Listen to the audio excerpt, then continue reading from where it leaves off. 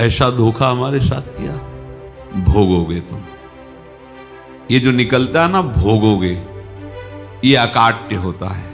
क्योंकि किसी का भी हृदय, मान लो किसी भी जीव जंतु को आप कष्ट दें और उसका हृदय आह भर जाए, तो वो आह वज्र की लीक है, तुम्हें भोगना पड़ेगा। वो आह किसी की ना लेना जिंदगी। कोई ऐसा कोई आह भर करके कह दिया तुम समर्थ हो, हम तो कुछ कर नहीं सकते, वो अंदर से दुखी, फिर तुम्हारी सामर्थ्य काम नहीं करेगी, मिट्टी में मिला देगी। ऐसा नहीं कि आप जो कर रहे हैं कोई देख नहीं रहा, कोई हिसाब किताब नहीं, जो कर रहे हैं अवश्य में भोक्तव्यम। बहुत सावधान। जीव स्वयं नित्य निरंतर कर्मों के जाल को रच रहा है और अपने आप को बांध रहा है। आपको मुक्त होना है, बंधना नहीं है। जीव का जन्म कर्मों के अनुबंध से होता है, कर्मों के बंधन से होता है, और उसको अपना ऋण चुकाना होता है। कर्मानुबंध ये बहुत सूक्ष्म विषय है। जैसे आप जिस परिवार में जन्म लिए हैं, तो उस परिवार के लोगों से आपका ऋण है, इसलिए उसी परिवार में आप आए हैं। और ऋणानुबंध, उसको बिना चुकाए या बिना वसूल किए आप वहां से जाएंगे नहीं। आपको लेना है तो वसूल करना है, और देना है तो चुकाना है। ये पूर्व के जन्मों से निश्चित किया गया है। जैसे किसी के यहां पुत्र हुआ, जन्म से ही पैसा खर्चा शुरू हुआ, जो बड़ा हुआ तो उद्दंडता के द्वारा मार पूरे परिवार को क्लेश पर क्लेश देता चला जा रहा है। ये तुम्हारे कर्म का फल है। या ऐसे शक्तिहीन बुद्धिहीन ऐसे पागल पूरे जीवन सेवा करो, तुमसे अपना हिसाब चुकाने के लिए वो आया है। अब परिवार के जो सदस्य जुड़े आके, मतलब पत्नी आते ही पूरी हृदय में आनंद, परिवार में आनंद, और जीवन भर वो आनंद ही सुख देने के लिए उसका जन्म हुआ। वो अपना ऋणानुबंध मुक्त, और आते ही भयंकर क्लेश खड़ा कर दिया, बीच में दीवाल और झगड़ा वैसा, फिर अतरे दिन मारपीट शुरू, कलह अशांति, पूरा जीवन नरक हिसाब करने आए। यहां ऋण चुकाए बिना कोई जा नहीं सकता, ऋण चुकाना पड़ेगा। किसी का ऋण वसूल करना है तो किसी को ऋण चुकाना है, दोनों काम करने होते हैं। अनेक जन्मों में अनेक लोगों के साथ हमने जो बर्ताव किए हैं, अच्छे या बुरे, वो होंगे। अब किसी आदमी को हम जानते नहीं, अचानक मिला, अचानक टक्कर लगा और मार पीट गाली गुप्ता सब कर दिया, चुपचाप सह लो। क्यों? ये आपका हिसाब है, पूर्व का हिसाब। हमारा उससे कोई द्वेष नहीं, कोई संकल्प नहीं। अचानक घटना घटी और हमसे द्वेष करने लगा, हमें पीटने लगा, हमें गालियां दे, ये हिसाब है, चुपचाप सह जाओ। अपने घर का भाई ही भारी दुश्मन बन गया और क्लेश देने, हिसाब है। एक प्रभुदत्त ब्रह्मचारी जी की वाणी में पढ़ा था, एक महात्मा जी भ्रमण करते थे, तो उस समय असरफियां चलती थी, मोहरे असरफियां, तो उनको भेंट में देते लोग। तो या तो ठाकुर सेवा में लगे तत्काल, या संत सेवा में तत्काल लगे, उसका संग्रह करके डोलना ये ठीक नहीं है बैरागी के लिए, सिद्धांत में ये ठीक नहीं है। तो जब 2, 4, 6, 8 ऐसे मोहरे हुई, तो उन्होंने विचार किया कि और भ्रमण करके जब काफी मोहरे हो जाएंगी तो प्रयागराज में जब कुंभ पड़ता है, एक बार पूरे सब अखाड़े के संतों को, अलग अलग संप्रदाय सब संतों को बुलाएंगे और सबको पुआएंगे। अब साधु है तो यही विचार करेगा, और क्या विचार करेगा। तो उन्होंने ऐसे डंडा बनवाया, बेंत, जो ऊपर से चूड़ीदार और भीतर पोला, और मोहरे उसमें डालते गए। और भ्रमण, जहां जहां श्रद्धालु भगत थे सबके यहां जाना और इच्छा रखना कि एक मोहर तो दे दे दक्षिणा में। कामना कोई भी हो वो बांधती ही है, ध्यान रखना। इसीलिए प्रभु जो चाहे वो करे, अपनी चाह नहीं रखनी चाहिए, अपनी चाह प्रभु की चाह में मिला देनी चाहिए। धीरे धीरे वो छड़ी भर गई भ्रमण करने वाले महात्मा चूड़ी लगाई, इंतजार करते रहे जब प्रयाग का कुंभ पड़ा तो चले। तो रास्ते में एक गांव में पूछा जाता है, जैसे कहीं रुको कि कोई श्रद्धालु ऐसा है जो संत सेवी है। तो कुछ लोगों ने बताया हाँ एक परिवार है बहुत संत सेवी है और आपको मिलाते हैं उनसे। हाँ ये महाराज घर में रुका, खूब अच्छा हलवा पूड़ी पवाया और जो घर के मालिक थे चरण दबाए।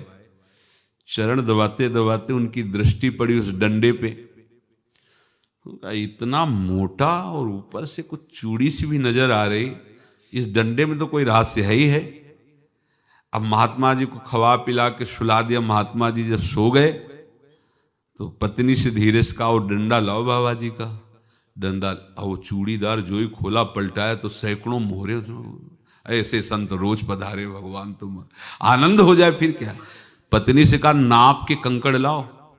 वो तो महात्मा जी तो खाए खीर पूड़ी आराम से सो रहे। रात में पूरी प्लानिंग करके उसमें कंकड़ भर के चूड़ी लगाकर सिराने रख दिया, सारी मोहरें हटा ली। महात्मा जी आराम से छड़ी उठाए तो वजन पक्का। वैसे बड़े लोग चतुर होते हैं पर ये नहीं जानते कि कर्म कितना भयानक होता है। और उनकी कोई संतान नहीं थी पर धन में इतना प्रेम उनको था। बहुत सावधान साधु महात्माओं के पास जो अर्थ है, गृहस्थी अगर आता वहीं से है पर अगर उसको जोर जबरदस्ती या किसी छल कपट से तो वो उसका विनाश ही करता है। आज तक का प्रमाण है। अब उनको ये भाव पता नहीं होगा या पता होगा तो लोभ के कारण वो उसको मान नहीं पाए होंगे। महात्मा जी गए प्रयाग में, किसी अखाड़े पर रुके और वहां प्रार्थना की कि कल जो है संपूर्ण अखाड़ों का निमंत्रण किया जाए और सब संतों को भोग पवाया जाए और उनको दक्षिणा भी दी जाए।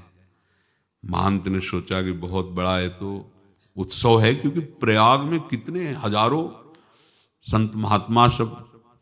तो उनका महाराज बोरों इसमें चीनी और टीनों घी लगेगा, सब व्यवस्था। बोले आप मंगाइए, एक एक हिसाब हम करेंगे, हमारे पास सब व्यवस्था है। बोले कुछ तो पहले दे दो, इकट्ठे देंगे हम। उनको था कि अगर हम छड़ी खोला और दो चार मोहरे दी, किसी को पता लग गया तो गड़बड़ हो सकती। बोले हम भंडारे के समय आखिरी में सब कुछ आपको दे देंगे। ठीक है। वो अपने पास से पैसे लगाकर खूब जितना सामग्री सब लाए लाखों की और सब संतों को निमंत्रण कर दिया। संत जन निमंत्रित हो गए, भंडारा बन रहा है। तब वहां के महंत है और उनका देखो भंडारा भी बन रहा है, संतों को निमंत्रण। अब आप अर्थ की व्यवस्था कीजिए, क्योंकि इतनी बड़ी हमारी सामर्थ्य नहीं थी जितना हमने किसी तरह हमने व्यवस्था की। अब मुझे अर्थ चाहिए, तभी आगे की व्यवस्था बढ़ेगी। संतों को दक्षिणा देंगे और जिनसे अर्थ लिया उनको दे। देखो रसोई बन गई है सब। उनका छत में विश्वास नहीं तो ये अभी चूड़ी खोली। उनको तो था ना कि मोहरे हैं कंकड़। तो अब जैसे कितना उनको सदमा लगा होगा, हजारों संतों का निमंत्रण, रसोई बन, मतलब संत हो के छल कपट। तो उनका महाराज आपने तो हमारा नाश कर दिया, जो महंत थे। अब बताओ रसोई बन गई, संत निमंत्रित हो गए और आप ये कंकड़ दिखा रहे हैं हमको। आपने तो हमें बर्बाद कर दिया, हमारी इतनी सामर्थ्य नहीं थी, आप पहले बता देते। संत होकर ऐसा छल कपट। अब वो बोले तो क्या बोले, क्योंकि उनको पता था कि मोहरे हैं इसमें। अंदर से उनका चिंतन गया उसी सेठ के पास, अच्छा ऐसा धोखा हमारे साथ किया, भोगोगे तुम। ये जो निकलता है ना भोगोगे, ये अकाट्य होता है। क्योंकि किसी का भी हृदय, मान लो किसी भी जीव जंतु को आप कष्ट दें और उसका हृदय आह भर जाए तो वो आह वज्र की लेख है, तुम्हें भोगना पड़ेगा। वो देखो भीष्म जी को भोगना पड़ रहा है ना। सांप को ऐसे धनुष की नोक से उठाया और बंबूल के कांटों के ऊपर फेंक दिया, कई दिन तक शेदा हुआ, वो आह भर करके मरा। तो आपको 6 महीने बाणों की सैया पर आह किसी की ना लेना जिंदगी में। कोई ऐसा कोई आह भर करके कह दिया तुम समर्थ हो, हम तो कुछ कर नहीं सकते। और अंदर से दुखी, फिर तुम्हारी सामर्थ्य काम नहीं करेगी, मिट्टी में मिला देगी। फिर ये तो संत थे और भगवत आराधना के लिए, संत आराधना के लिए ही ऐसा किए हुए थे। अब इनका कैसे मुंह दिखाएं? अब क्या करें? सुबह संत जन आएंगे, सबके बीच में हमारी कि देखो इन्होंने, अब क्या करें? गए और संगम में जाके छलांग लगाई, अपने प्राण त्याग दिए। अब उनके तो पास मोहरे थी और व्यापार बढ़ा और 9-10 महीने बाद ही लड़का हुआ। अब तो उनको कि संत फलीभूत हो गया। देखो व्यापार चल रहा, लड़का नहीं होता था, लड़का भी हो गया, बड़ा आनंद छा रहा है। जब से वो प्रकट हुए और धन की वृद्धि शुरू हो गई, पढ़ाई लिखाई में उनके खर्चा हुआ सब, बस बीमारी शुरू हो गई उनके शरीर में। अब उसमें पैसा जाना शुरू हुआ। इतने आसक्त तो वो दोनों हो गए कि कुछ भी हो, व्यापार ठप, संपत्ति बेचना शुरू। तो उन्होंने कहा कि बेटा मैं क्या कर सकता हूं तुम्हारे लिए? बोले हमारी अंतिम इच्छा है, प्रयाग चलो और जितने प्रयाग में संत महात्मा सबको एक बार भंडारा करवाओ। हमारी इच्छा अंतिम है, क्योंकि अंतिम यही इच्छा थी। तो बोले अब ज्यादा संपत्ति तो नहीं रह गई। तो बोले घर बेच दो, मेरे लिए ही तो है, बेच दो। मुझे लगता मैं बचूंगा नहीं, पर मेरी अंतिम इच्छा पूर्ण कर दो। घर बेच दिया, जेवर बेच दी। वहां गए, जब संत सेवा की तो बोले मुझे संगम तक ले चलो। संगम तक ले गए और बोले समझे तुम चुराए थे और हमने उसको छीना है, कुछ नहीं रह गया तेरे पास कुछ, अब केवल ममता और आसक्ति में जलकर मर और नरक प्राप्त कर। मैं वही महात्मा हूं जिसकी तूने मोहरे ली थी, शरीर छोड़ दिया। महात्मा को जन्म लेना पड़ा और इनको दुर्गति भोगनी पड़ी। ऋणानुबंध होश में, ऐसा नहीं कि आप जो कर रहे हैं कोई देख नहीं रहा, कोई हिसाब किताब नहीं, जो कर रहे हैं अवश्य में भोक्तव्यम। बहुत सावधान। अनेक जन्मों में अनेक लोगों से जो कुछ लिया दिया है, इस लेने देने को मिटा देने के बाद ही तुम मुक्त हो गए। इसीलिए एक उपाय है, लेना न देना मगन रहना। क्या? मालिक को समर्पित हो जाओ, मालिक को अपना माना हुआ समर्पित कर दो, खत्म। अहम त्वाम स्वरूपापेभ्यो मोक्षयिष्यामि, सब खत्म। आगे पीछे लेना देना सब खत्म। एकादश स्कंद में भगवान श्री कृष्णचंद्र जी ने कहा, जो मेरे चरणों का आश्रय लेकर भक्त मेरा भक्ति करता है, उसके पितृ ऋण, मातृ ऋण, देव ऋण, ऋषि ऋण, सब ऋणों से मैं मुक्त कर देता हूं। बस यही एक उपाय है जो इसके बंद करने का उपाय भक्तों के लिए है, वो यही है, भगवान की शरण में होकर अपना माना हुआ पूरा भगवान के अर्पित कर दो। अर्पित करने का तात्पर्य उसमें अहम हटा दो। तो दियम वस्तु गोविंदम तुभ्यमेव समर्पय। जिनसे तुमने सेवा करवाई है उनकी सेवा करनी पड़ेगी, जिनसे तुमने जो कुछ लिया है उनको देना पड़ेगा। ये लेने देने का व्यापार जब तक समाप्त नहीं होगा तब तक तुम्हारा जन्म मरण चलता रहेगा। अब आपको यहां समझना है, यदि आपसे किसी ने पैसे लिए बेईमानी करके नहीं दे रहा है तो आप उसको गाली मत दीजिए, आपने बेईमानी की थी इसलिए आपकी बेईमानी हुई है, ले गया, कोई बात नहीं है, बंधन से मुक्त हुए, जो बोझा था चला गया। उसको ऐसा ना देखे कि ये बेईमान हमारे रुपए मार लिए, अब जो कुछ होगा देखेंगे। अगर आप आगे नया कुछ करते हैं तो फिर आगे का हिसाब आपको भोगना पड़ेगा, ध्यान रखना। ऐसा नहीं है कि आपको भोगना नहीं पड़ेगा। एक ही उपाय है कि अब जो शरीर धारण किए इसी में जो भोग ले, आगे ना होना चाहिए। तो क्या करे? सर्वतो भावेन भगवान की शरण ले ले। ये तो सर्वाणि कर्माणि मयि सन्न्यस्य मत्पराहा अनन्ये नैव योगेन माम ध्यायन्तु उपासते तेषाम् अहं समुद्धर्ता मृत्यु संसार से। ये बड़ा कठिन है पार होना, कोई छोटी मोटी बात है। एक महात्मा बाल्यावस्था से भजन करते थे, शालिग्राम भगवान पास रखते थे और उन्हीं की आराधना करके बस पाठ, नाम, जप और भ्रमण करते थे।